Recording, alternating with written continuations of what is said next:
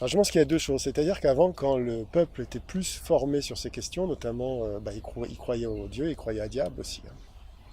Donc effectivement, on s'amusait moins voilà, dans les tableaux de Renaissance, on allait mettre des choses subtiles dans la littérature que décortique Étienne Couvert. C'est plus subtil, c'est pas voyant.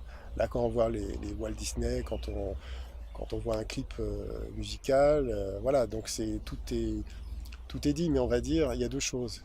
C'est que dans leur tête, il y a besoin de marquer les choses. De, et finalement, c'est une philosophie telle des yantras, c'est-à-dire vous allez, donc ce sont des symboles graphiques magiques, vous allez tapisser le terrain pour quelque part empêcher, parce qu'effectivement, dans leur idée, vous allez favoriser donc des vecteurs démoniaques au sens général du terme. Les gens vont être de moins en moins tournés vers le divin. C'est selon eux, hein, c'est-à-dire que c'est pour ça qu'il y a une géographie sacrée, c'est pour ça que vous n'avez que des noms de maçons qui sont proches de leur idéologie sur les noms des rues.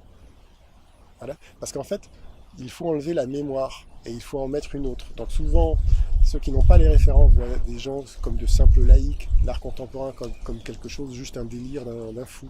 Non, généralement, c'est que soit parce qu'il est pote avec un type du conseil municipal qui va promouvoir en loge son délire, parce qu'il sait que derrière, ça veut dire autre chose. Voyez. Et donc, vous avez deux choses, à la fois de dire, bah, finalement, vous méritez votre sort parce qu'on vous jalonne de symboles et vous n'êtes pas fichu de les comprendre. On vous dit tout. Mais en même temps, c'est pour... donc il y a un côté orgueilleux, mais il y a aussi l'idée d'imprégner les esprits, de familiariser. Parce que si vous étiez dans un monde chrétien, imaginez on fait un saut entre, je sais pas, 1600 et 2000, si on met les gens vont dire c'est pas possible, il se passe quelque chose. Alors qu'en fait, la dernière chance, c'est le voleur chinois, c'est petit à petit, petit à petit, petit à petit.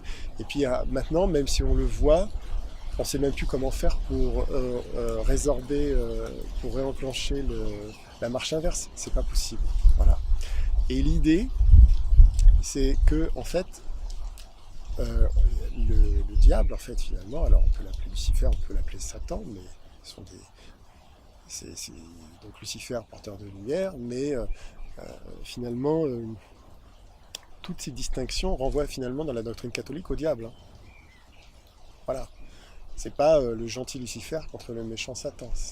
Non, on peut voir Lucifer comme le prince charmant, notamment dans les contes, et Satan comme le crapaud. Et c'est pourquoi la sorcière, quand on vous raconte une histoire que le prince charmant est échangé en crapaud et qu'un baiser de la belle, la princesse, va recouvrer son état, en fait, il faut prendre l'histoire à l'envers. C'est-à-dire que c'est un narratif de l'époque.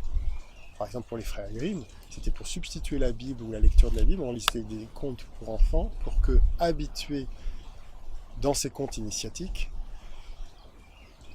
l'idée que finalement c'est le diable qui se part des habits de lumière pour embrasser la princesse étant l'âme. C'est ça l'histoire. Et la, les choses sont de plus en plus dites parce que, on va dire, il y a une indifférenciation qui résulte effectivement de l'indifférenciation est une conséquence logique de la gnose. Souvent, par exemple, quand vous avez toute la question des rituels sataniques, etc., de quoi s'agit-il? En fait, il s'agit toujours effectivement de, de, de dépasser l'interdit, de briser le tabou, comme on l'a dit auparavant. Et pour cela, on va vous raconter des histoires, que ce soit en maçonnerie ou ailleurs, qui vont effectivement des fois être violentes, trancher la gorge, qui vont être pris souvent de façon figurée, violente, parce qu'on va dire c'était la mythologie de l'époque, a été remise dans les rituels, on peut le vendre comme ça. Mais finalement, les vrais, ils vont appliquer ce qu'ils pensent au fond. Cette métaphore se symbolise, il faut qu'ils l'appliquent, qu'ils l'incarnent à l'extérieur, exactement comme Dugin veut le faire, c'est-à-dire qu'il veut imposer sa magie du chaos. Et c'est vraiment l'articulation des deux entre cette religion, cet ésotérisme, et une incarnation au sens le mettre sur terre qui compte. Et donc, il faut absolument tapisser façon soft power des symboles. Et quand je dirais que le bain-marie est bon, vous pouvez commencer à mettre les pâtes. Voilà, enfin, vous allez. Voilà, donc c'est une infusion à feu doux. Il y a un aspect également incantatoire. Par exemple, il y a le travail des mèmes, la guerre mémétique. Alors les mèmes, justement, on peut y voir un synonyme, ce sont les yantras modernes, publicité. Parce que finalement, euh, quand vous voyez la chose, même si vous ne comprenez pas intellectuellement la chose, elle vous marque. Alors certains vont dire c'est inconscient et tout, mais déjà vous tapissez. Et vous avez beaucoup d'imagerie de Dugin avec effectivement des images de cadavres, enfin symboliques de morts, de squelettes, où c'était notamment en décembre 2023. Il va mettre en avant la guerre civile. Et voilà, et tout le débat, ceux qui disent non mais vous exagérez, c'est du descriptif. La guerre civile, elle est déjà là. Bah alors pourquoi vous vous plaignez quand Zemmour veut l'instaurer, par exemple? Non, c'est toujours prescriptif, voire incantatoire. Et c'est pour ça qu'à un moment, effectivement, on peut se poser la question, mais pourquoi il lâche autant de choses comme ça? Comme Christian Boucher, sur certains niveaux, il va faire des tweets avec Rasputin, avec la doctrine du sans-péché. Enfin, c'est un truc de malade. Et juste après, il va vous faire le tweet où il met sa fille à la tradition Saint-Pédis. Ouais, c'est fou. Mais en fait, ils ont besoin de dire les choses. Ça veut dire, connard, toi, tu comprends pas.